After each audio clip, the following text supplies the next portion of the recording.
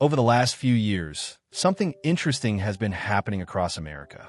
More homeowners, especially those over 45, are quietly turning their backyards into something very different. Not luxury spaces, not expensive remodels, but small, practical systems designed to reduce dependence and increase control. So the question is, why are more Americans turning to backyard self-sufficiency? And is it actually realistic? For decades, the typical suburban lifestyle worked just fine. You paid your utility bills. You relied on grocery stores. You trusted the system to function. But in recent years, many families started noticing something.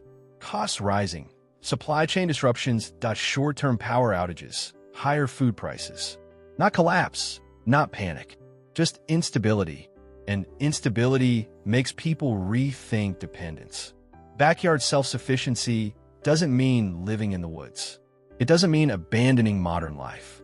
In most cases, it simply means this: reducing reliance on outside systems little by little, growing a portion of your own food, storing emergency water, adding a small hybrid power setup, learning practical skills. It's not about isolation. It's about resilience.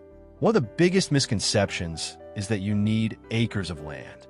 In reality, many practical systems can fit on a quarter acre or even less. Raised garden beds, compact greenhouses, small chicken coops, rainwater collection systems, battery backup setups.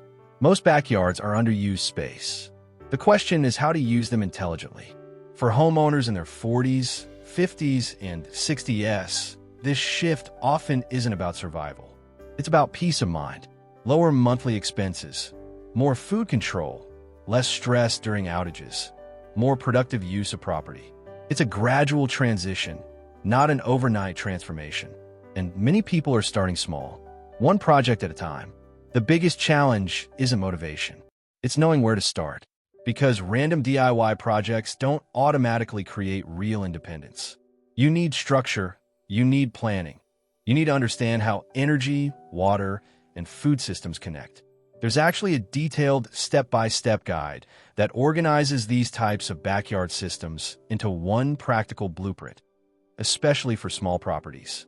If you're curious about how it all fits together, I'll leave it in the description below. Backyard self-sufficiency isn't about fear. It's about preparation, efficiency, and smart use of space. And in uncertain times, that kind of control is becoming more valuable than ever. If you found this helpful, consider subscribing. In the next video, we'll break down what you can realistically grow in a small backyard, even if you've never gardened before.